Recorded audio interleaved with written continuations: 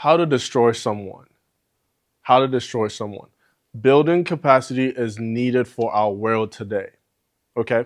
One of the quickest ways to destroy someone is by giving them something or a gift they're not ready for.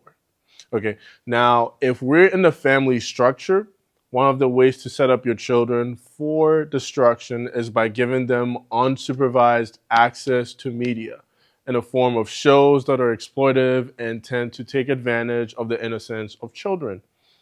Our 21st century world is plagued by so many one hit wonders because everyone tends to want something quick, easy, fast, overnight.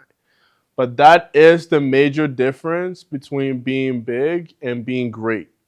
And I say that because greatness doesn't happen overnight. Okay, it doesn't take overnight for greatness to happen. Greatness takes decades, it could take lots of months, lots of years in the process. I've said this before and I'll say it again. Real success likes careful preparation. Real success likes careful preparation.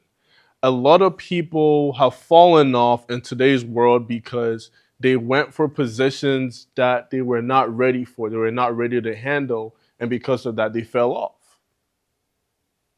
Now, when we move from that point and we go to another setting, we can go to an organizational setting. And when we talk about building capacity, I talk about this. If you give a weak man early and easy access to sex, sex becomes his God. And at that point, sex will dictate how his destiny will move on further. So instead of spending time reflecting, instead of spending time strategizing on the next business move, he is occupied with things that destroy his soul. And if you have such an individual running an organization, then whoever he is getting that access from becomes one of the most powerful people in that organization, if you know what I'm talking about. I'll never come on here and tell you how you should spend your money, but when I talk about building capacity, money is very important. And the reason I say that is because if you look at most of the people that win the lottery, they usually end up going broke after a number of years. And the reason isn't because there's a curse. The reason is because they haven't built capacity to handle that kind of money. Now, most of these people that win these large sums of money, they have never seen a percentage of that money before. So when the money comes, they don't know what to do with it. Miles Monroe said it best when he said, when the purpose of a thing is not known, abuse is inevitable. I'll give you another example. I remember there was a time when my work ethic got blessed with a large sum of money. Now, looking back, I did make some good decisions with those funds, but it could have been better. But overall, the way I spent those funds was poor because I never took time to prepare my financial literacy. And so when the money came, I didn't know what to do with it. For some people, building capacity is in the form of fame.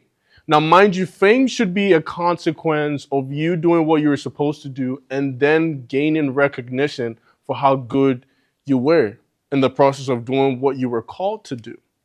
But some people live their whole lives trying to be in the limelight. Some people live their whole lives just trying to be famous, trying to be known, trying to be recognized.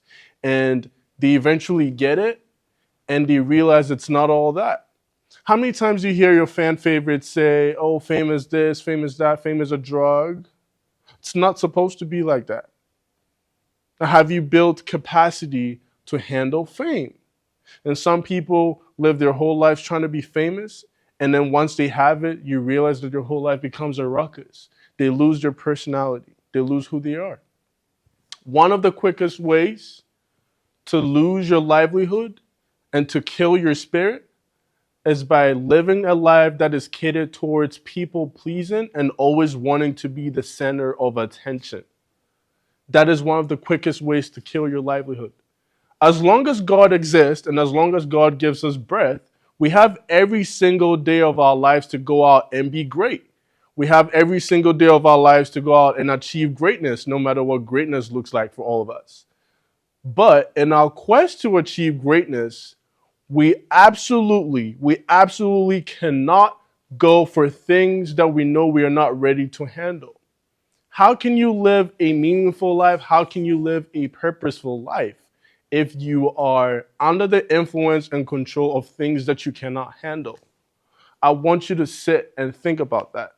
How do you live a meaningful life? How do you live a purposeful life if you find yourself under the control and influence of things you're not ready to handle?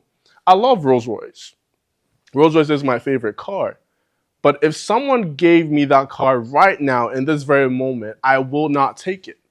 And I wouldn't take it because I don't want it as a gift. I wouldn't take it because I have not mentally and physically prepared to handle what it comes with when it comes to driving a car like that.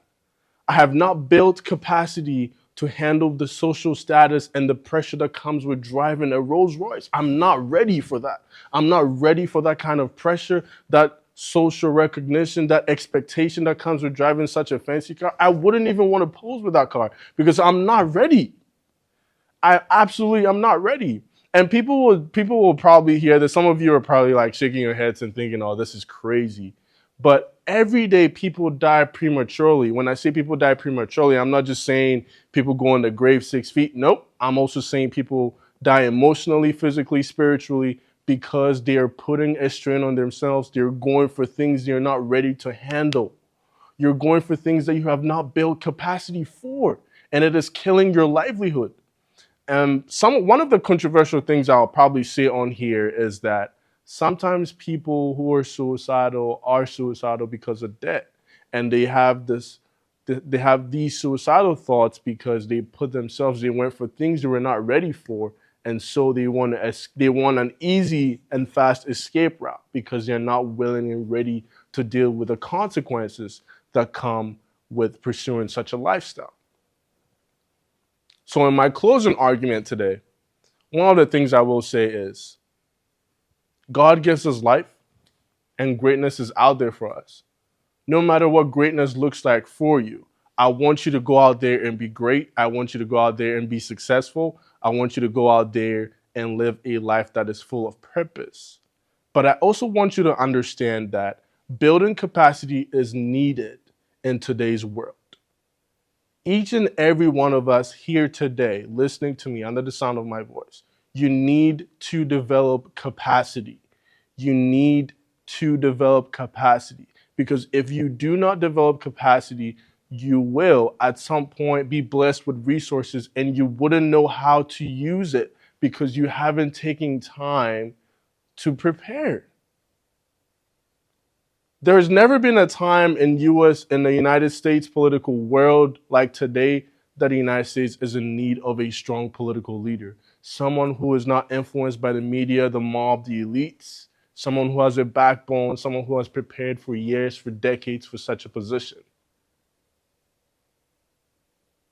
Well, there's always the notion about the good politicians never run. But it's not even just that. It's that those who run, how prepared are they?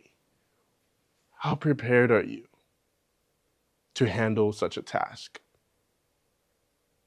You want fame? Why do you want fame? You want money? Why do you want money? What are you going to do with money? There's a scripture that says, he who is faithful in little can be trusted with much. And a lot of times people think that they have to get to the destination before they start acting like it. They have to get to the destination before they become what they want to do.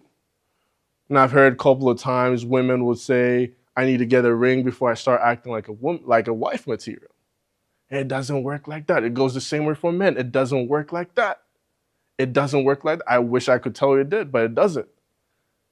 Building capacity is necessary at this stage of your life in order for you to get to the next level. And every level you acquire, every level you get to will require a different you. But you don't wait to get to the next level before you start acting differently. You start acting differently now. So that once you get to that level, you start acting differently now so that once you get to that level, you are prepared for the task that awaits you.